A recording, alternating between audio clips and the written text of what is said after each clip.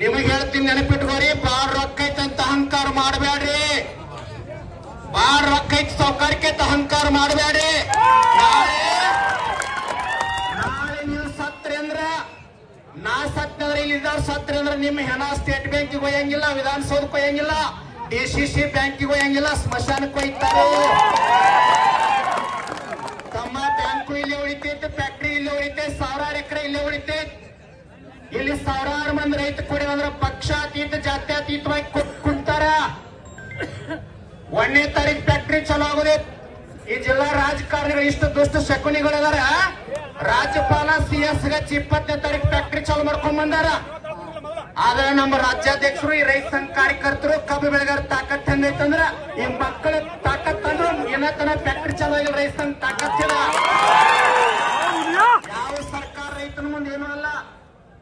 ರೈತನ ಸಂಘ ತಾಕತ್ ಮುಂದೆ ಯಾವುದೂ ತಾಕತ್ ನಡೆಯಂಗಿಲ್ಲ. ರಾಜಕಾರಣ ಬೇಡ್ರಿ, ಪಕ್ಷ ಬೇಡ್ರಿ. ಕಾಗವಾಡ ಹಿಡ್ಕೊಂಡ್ ಎಷ್ಟು ಜನ MLA ಕಾಂಗ್ರೆಸ್ ಇರ್ಲಿ, BJP ಇರಲಿ, JDS ಇರ್ಲಿ, ರಾಜೀವ್ ಕಾಗೆ ಹಿಡ್ಕೊಂಡು, ಶ್ರೀಮಂತ ಪಾಟೀಲ್ ಹಿಡ್ಕೊಂಡು ಹಾಲಿ ಮಾಜಿ ಶಾಸಕರ ನಿಮಗೆ ಸ್ವಾಭಿಮಾನ ಇತ್ತಾರ, ಮಾನವೀಯತೆ ಇತ್ತಂದ್ರ, ರೈತ ಬೆಳೆದ ಅನ್ನ ತಿನ್ನುವಂತ ಸ್ವಾಭಿಮಾನ ನಿಮ್ಮೊಳಗಿತ್ತಂದ್ರ ಬರ್ರಿ, ಬಂದ್ ಭಾಗವಹಿಸ್ರಿ. ಯಾವ MLA ಮಾತಾಡ್ತಾನ್ರಿ ಒಂದ್ ಸ್ವಲ್ಪ ಬರಿ ಇಟ್ಕೋರಿ. ನೀವೆಲ್ಲ ಪಗಾರ